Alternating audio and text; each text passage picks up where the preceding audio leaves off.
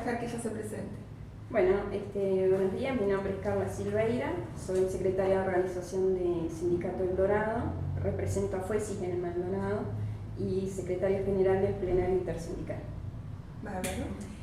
En este video vamos a hablar sobre acoso laboral y queríamos que nos aclararas qué se considera acoso.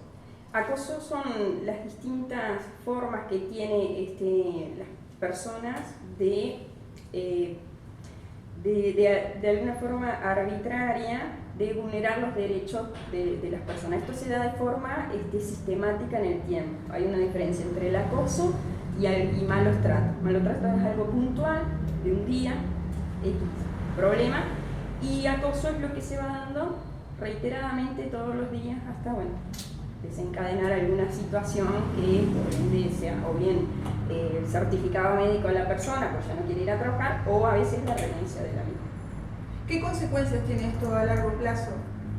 Y lo primero que va sucediendo en la persona que sufre y padece acoso tiene que ver a nivel emocional. O sea, lo primero que sucede es la poca gana de ir a trabajar, ¿no? O sea, ya el ir a trabajar se les genera, o sea, antes de ir, ya se les genera como ese rechazo de estar en el lugar, y después la desmotivación a nivel de la persona, ¿no? Alguien que de repente era muy cumplidora, que era alegre o conversaba o tenía una manera de ser mucho más tranquila o más, empieza de a poco a socavar todo eso, ¿no? Empieza a estar más callado, ya le cuesta cumplir con sus funciones, y hay como un proceso que se va como deteriorando lo que tiene que ver en la salud emocional de esa persona. ¿Qué tan frecuente es esto? Y el acoso laboral últimamente se da en todos los ámbitos de trabajo. Es muy difícil que existan lugares donde no pase alguna situación de acoso. Inclusive una de las cosas que mencionaba hoy, el tema de esta dirección fue justamente empezar a abordar esos temas, porque como no tiene que ver a veces con algo puntual o de interés de las empresas, no se le da como mucho foco, y sin embargo son situaciones que van no solamente afectando a la persona que lo padece, sino al entorno de trabajo. O sea, el entorno de trabajo también es parte a veces de ese proceso, ya sea positiva o negativamente. Claro, ¿no? claro. ¿A qué consecuencia grave lleva el acoso laboral? Y el acoso laboral tiene, o sea, cuando no, o sea, sigue sin que se ponga un alto, o bien puede terminar en enfermedades de la persona, afectando a nivel de salud, porque una persona que está constantemente depresiva, está mal, termina teniendo alteraciones en su salud, o muchas veces termina en un suicidio. Aunque sea duro a veces de escucharlo, termina afectando de esa manera. ¿Qué sensación tenés de esta situación a nivel sociedad? ¿Qué es lo que ves que está pasando? Yo lo que veo es que hay como un incremento de situaciones a nivel emocional en la sociedad, ¿no? La cantidad de gente con problemas emocionales que tienen que ver, que se van como acoplando en la vida de las personas, ¿no? Ya sea por temas familiares que se van acoplando con situaciones de acoso o de malos tratos en el trabajo, y que terminan desencadenando en que esa persona empieza a perder su estabilidad emocional. O sea, personas que de repente uno conocía que tenían como un perfil, una manera de ser, que de repente eran dinámicas, alegres, empiezan a quedar como más bueno, me entreveré ahora. Bueno, y ya dejan por completo, incluso pierden hasta el interés, como el interés de la vida, ¿no? El interés de buscar como objetivos o proyectarse como persona, y empiezas a notar que eso se va perdiendo. Así que esto, de partir de un problema social, de cierta forma, viene a convertirse en un problema de salud pública. Sí, A nosotros, o sea, creo que a todos, ¿no? Nos gustaría que desde la salud se le diera como más profundidad y más relevancia a esto. ¿Por qué? Porque yo creo que una de las enfermedades del momento tiene que ver con la parte emocional. Y cuando uno, o sea, nosotros, cuando tú tenés un compañero, una compañera que llega a la salud, a la consulta médica, lo primero es la derivación, cuando tiene que ver con temas emocionales, a la parte psiquiátrica, donde bueno, ahí se determinará si se medica o no se medica. Y quizás lo que necesita es la parte psicológica, claro, y en el ámbito privado eso no te lo cubre.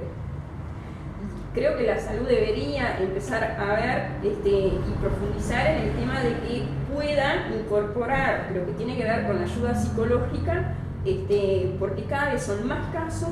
Esto no hace diferencia de edad, hay gente de 20 años, como de 30, 40, 50, y cada vez notamos que son más cantidad. No es la misma cantidad de denuncias que nosotros tenemos hoy que lo que teníamos hace 5 años atrás.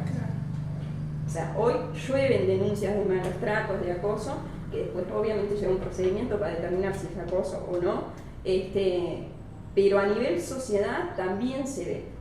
O sea, y cómo eso va modificando la parte emocional, que es todo, ¿no? Claro. Si uno no está bien emocionalmente, más allá de los problemas que puedas tener, que no te da o cualquier otra situación, claro, pero cómo termina apagando emocionalmente a esa persona y afectándola al punto de su salud o al punto de que se quite la vida.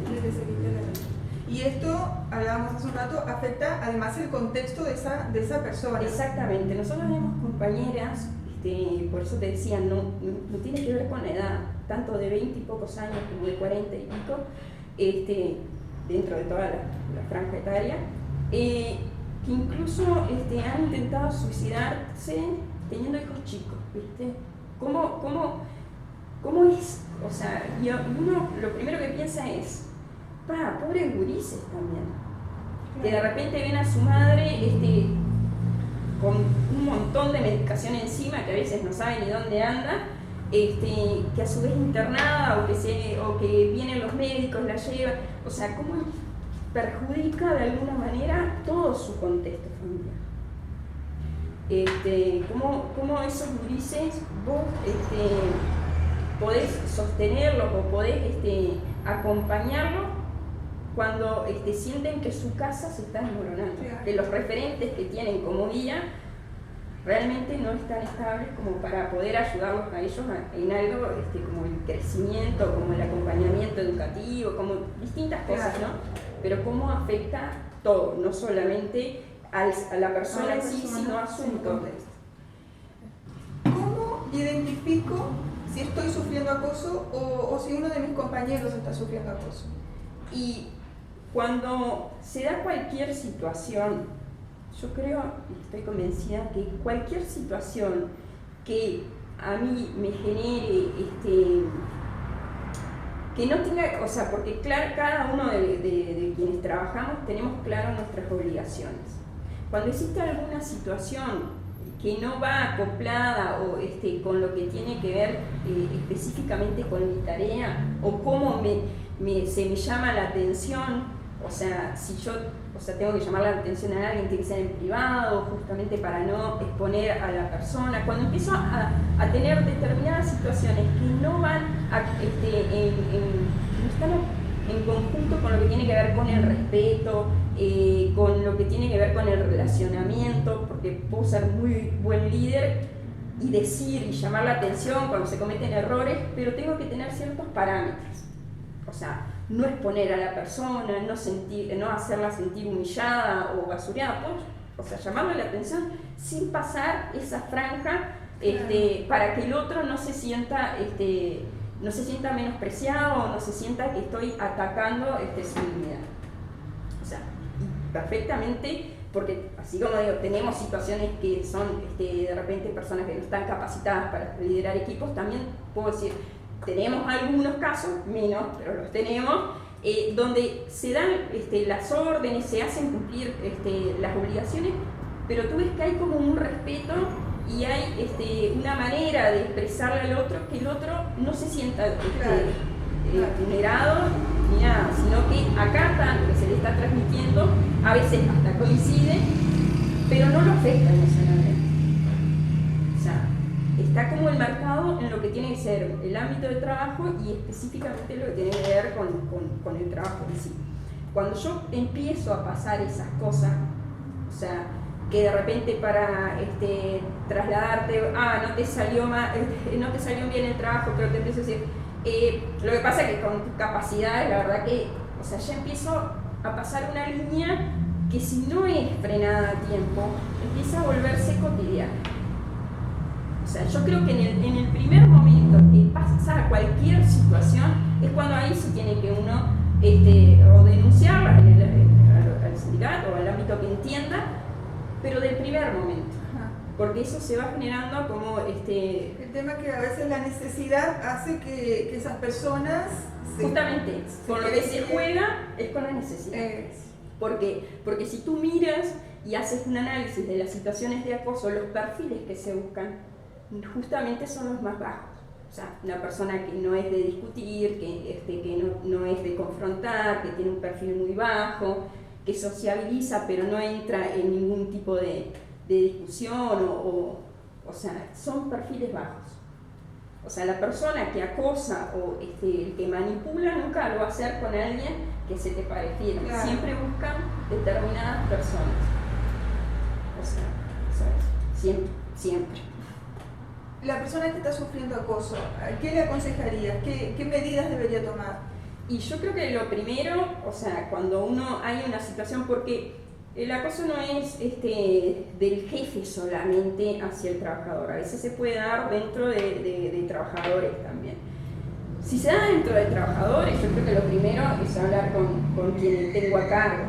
Y si no, si esa persona que está a cargo no toma medidas, bueno, buscar a alguien más para realizar. Pero no lo puedo dejar pasar. ¿Por qué? Porque cuando se da incluso entre compañeros, cuando se da de parte de un jerarca, lo que se va a hacer siempre va a manipular el poder que tiene para empezar a realizar actos que van en la línea de acoso, ¿no? Cambios de horario repentinos, no respetando el horario que se tiene que respetar para las comunicaciones, llamar la atención por cosas que ni siquiera me tocan hacer. Y ahí cuando se da entre compañeros, lo que se empieza es o hablarle mal a la persona, hablarle a mis otros compañeros mal de esa persona para que empiece a aislarse y empieza a ser como de esa manera, ¿no? Que a veces incluso están acoplados, porque a veces los que hacen ese tipo de acciones contra otro compañero se llevan bien con la gerencia y toda esa cosa.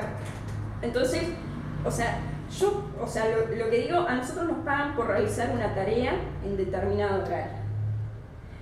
Dentro de bases de respeto, dentro de parámetros que no pisoteen lo que tiene que ver con mi necesidad y con mi dignidad. Lo más mínimo que pase, que no tenga que ver o que no sea de la manera expresada, yo creo que ahí ya en el primer momento se tiene que decir. ¿Por qué? Porque si yo me callo una vez, estoy habilitando también al otro a que lo siga haciendo. Y van a escalar. Porque hoy de repente te hice una burla, dije algo de ti por cómo te viste o por tu apariencia, cómo hablas. Mañana yo le agrego otra cosa y otra cosa. Y cuando quiero ver ya no lo puedo manejar. Entonces, yo creo que desde el primer momento que existe algo que realmente me hace sentir incómodo, tengo que hacerlo saber. No puedo permitir. ¿Y a dónde debería ir esa persona? Si hay un sindicato en la empresa. Si hay un sindicato en la empresa, lo tiene que hacer al sindicato. Sí. Eso como primera cosa, porque ¿qué pasa? Ya sea un jefe o ya sea un compañero, a veces si pasa esto que yo decía, se da la dupla de los jefes avalados por el gerente. Bueno, entonces, si hay un sindicato, al sindicato. Cuando no hay un sindicato, yo creo que lo mejor siempre es hablar con el cargo que tenga jerárquico más grande, decir, mira, me pasa esto, y yo la verdad no me gustaría que se siguiera repitiendo. Y en caso de no tener, bueno, está el Ministerio del Trabajo. ¿Has visto de que ese diálogo con el superior funcione? ¿Qué experiencia tenés? Nosotros depende.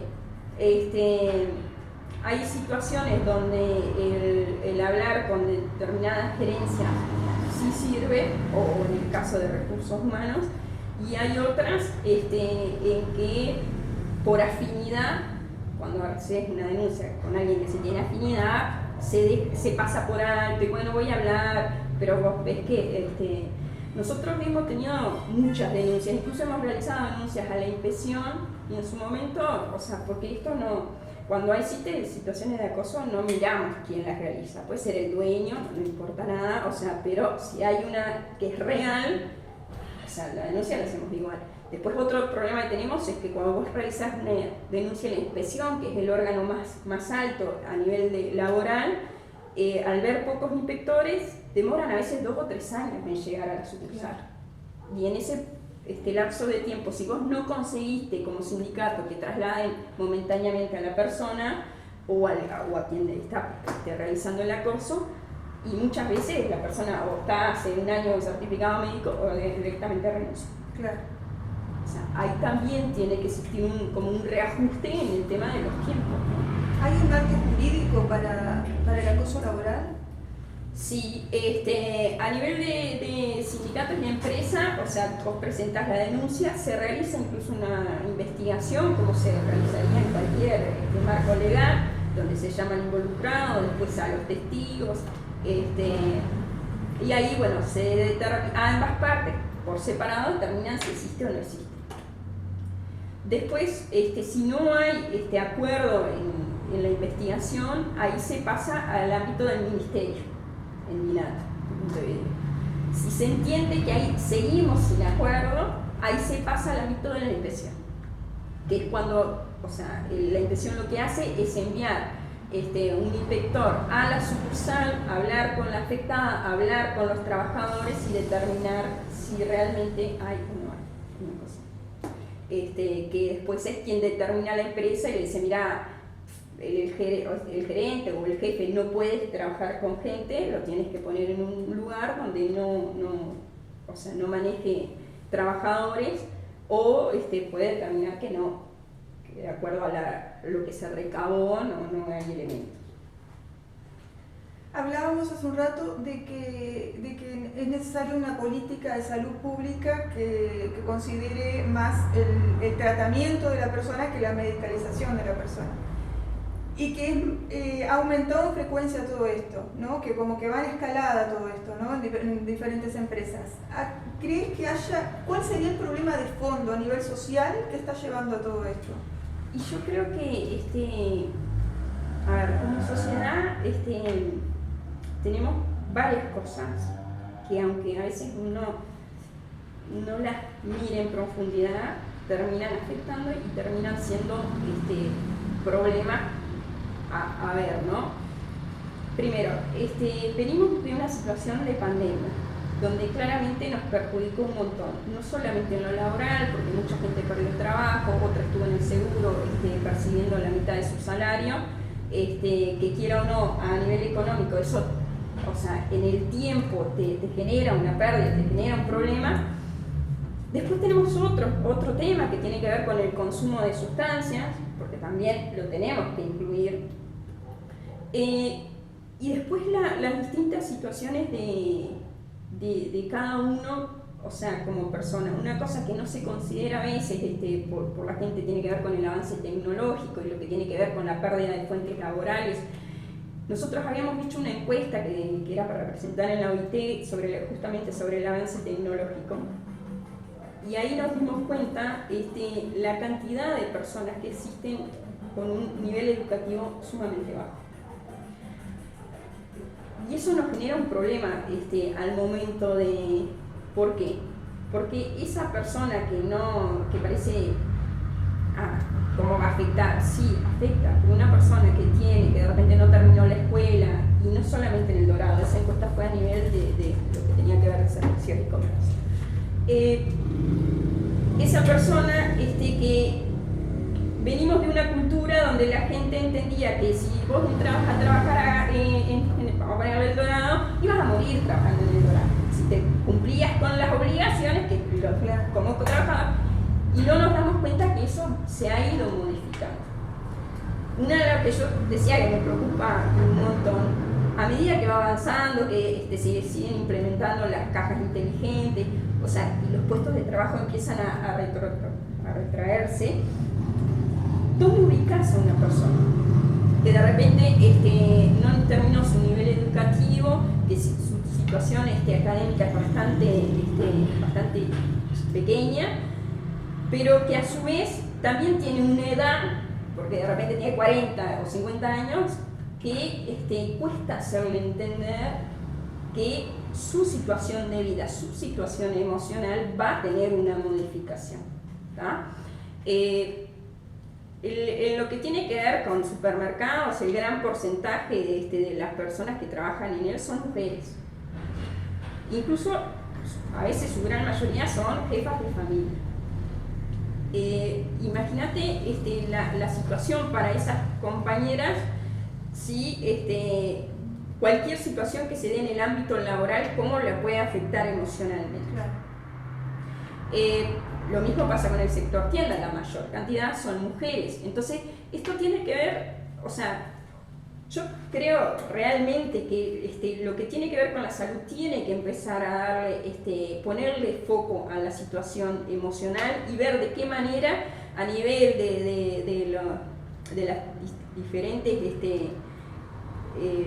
instituciones médicas empiezan a poder acoplar lo que tiene el acompañamiento o el tratamiento para poder dar una mano y ayudar realmente a esa persona a nivel emocional. Porque, o sea, es impresionante la cantidad de suicidios de gurizada joven que no se dice, pues justamente para no generar esa ola pero que pasa. Entonces, o sea, lo que nosotros vemos es que no se le da como un pienso y, a ver, ¿por qué se nos están matando los gurises? Claro.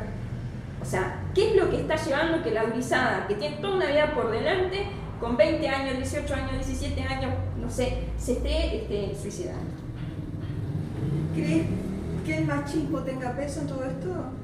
Sí, si bien capaz que los compañeros de la dirección, que ahora tenemos más varones, van a estar muy de acuerdo. Pero los cambios culturales no se dan de un día para el otro. Mentira. O sea, llevan un proceso de tiempo. Y si bien en todos los ámbitos hablamos, y todos, vos lo escuchás, o sea, en cualquier ámbito a un varón decir, no, yo acompaño, acepto, respeto a la mujer. Mentira. De esa cantidad de personas que lo dicen, después a la realidad, a la práctica es otra cosa. O sea, no tiene nada que ver. Porque, o sea, es como, inclusive cuando la gente dice, yo no tengo nada contra los gays. Bueno, cuando yo digo eso, si mi hijo es varón y mañana me dice que es gay, yo, ningún problema. Vos, ¿te pasaría lo mismo? Ah, no, eso es otra cosa. Claro. No es otra cosa, es lo mismo. O sea, yo lo acepto si es el de allá afuera, pero, o sea, aceptarlo es cuando me puede pasar a mí. Y eso es la verdadera aceptación. Y en el caso de los varones, o sea, por ejemplo, nos aceptan que la mujer haya comenzado a marcar mucho más presencia, pero no por una cuestión de aceptarte, por una cuestión de que yo no puedo pararte. O sea, porque la mujer se empoderó tanto que empezó a avasallar y a ocupar lugares sin pedirte la aprobación. Claro. Pero no porque nos estén aceptando y digan, ay, sí, me encanta que tengan. No, es de prepo. Bien. Es de prepo. Va a pasar mucho tiempo para que realmente esa aceptación y esa equidad se sienta y se vea realmente que es algo genuino. Hoy no lo, o sea, yo siento que no lo es, que hoy es de prepo. ¿Y por qué? Porque si yo llego a pensar o a decir, no estoy de acuerdo que la mujer, o sea, me van a acribillar en las redes o en todos lados. Entonces tengo que simular, pero no es, o sea, todavía no hemos podido llegar a esa cosa de aceptarnos, porque te acepto porque te ganaste el lugar y porque realmente, o sea, día a día le pones garra para ocupar ese lugar. No.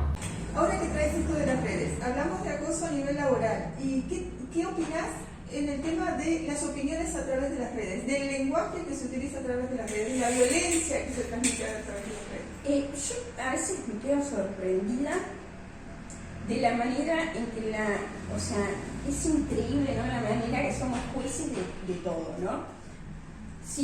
Hasta si pierdo el Uruguay, todos sabemos de fútbol, y yo la verdad no tengo ni idea, no opino de eso porque no soy muy futbolera, pero todos somos jueces de cualquier situación que se presente en las redes, como que somos, o sea, tenemos los valores, el criterio la objetividad para poder hablar.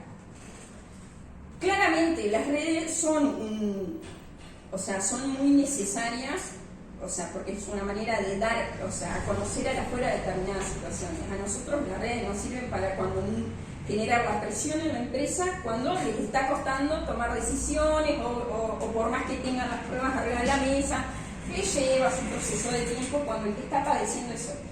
Entonces, nos sirve para generar esa presión. Pero a nivel general, yo creo que el tema de las redes sirve para poder que la gente visualice que existen problemas mucho más grandes y más profundos, pero a su vez el tema de hablar a veces sin el conocimiento, hacer después en determinadas situaciones que a veces son muy delicadas, es complejo.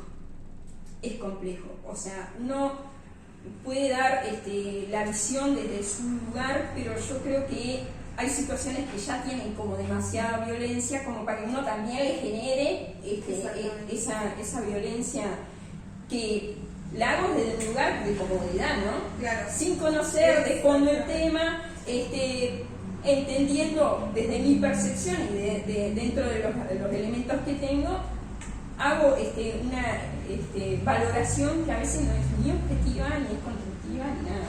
Yo, o sea, a veces prefiero que la gente lo pase de largo antes de poner cosas que realmente no saben. O sea, no saben cómo sucedieron, no saben, pero lo hago a nivel general, ¿no? Porque creo que, a ver, y lo digo a modo de general de otras cosas, ¿no? Cuando existen situaciones de violencia o de violaciones o de lo que sea, y la gente, hay que matarlo y eso. No, o sea, las cosas se cambian de otro momento. ¿Cuándo se cambian? Cuando tú decidís quiénes nos van a gobernar, cuando tú decidís quiénes van a determinar nuestras leyes o se van a hacer respetar. Se eligen en determinados momentos.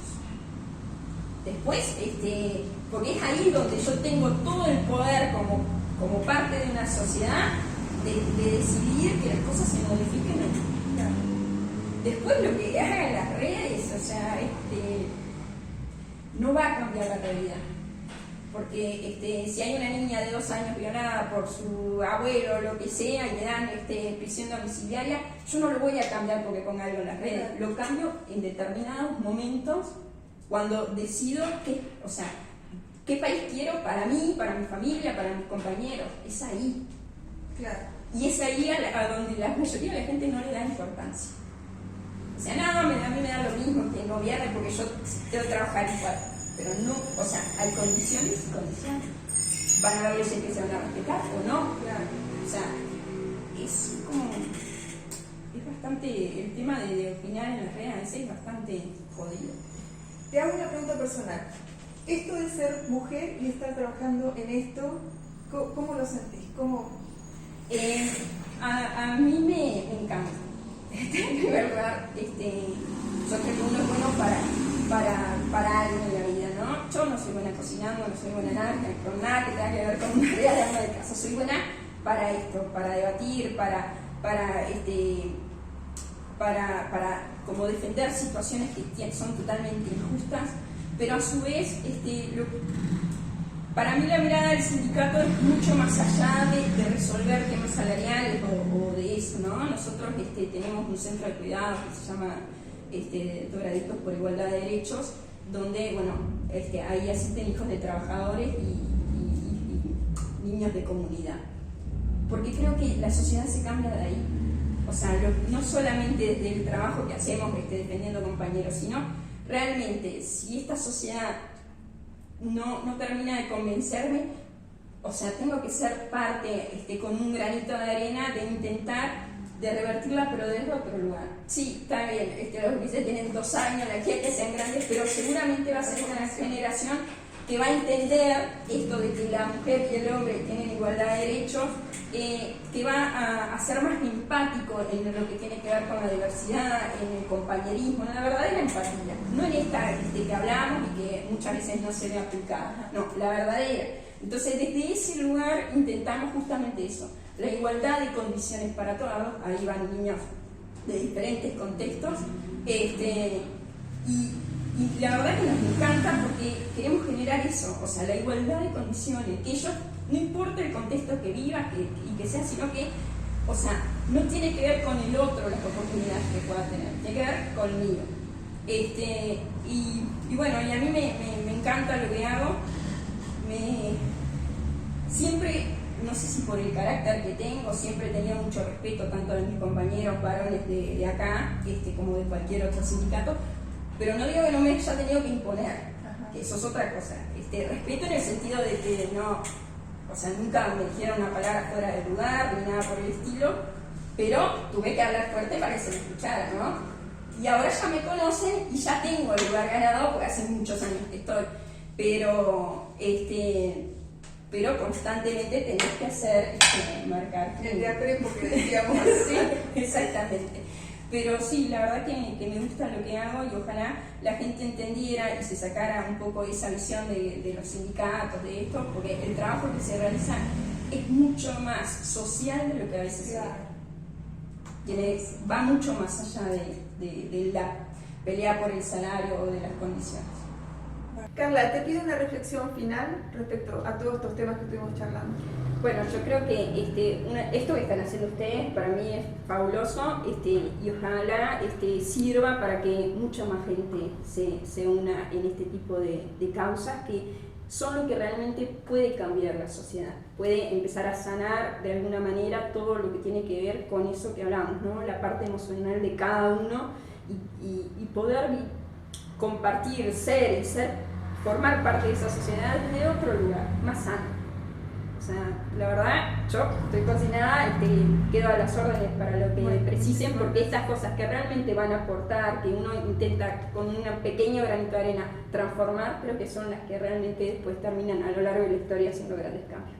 Bueno, y de parte nuestra, agradecerte muchísimo, nos encantó caminar por todos estos temas y reflexionar, y ojalá que esto, como decías, llegue a hacer un poquito de efecto, un granito de arena. Bien, muchas gracias a ustedes.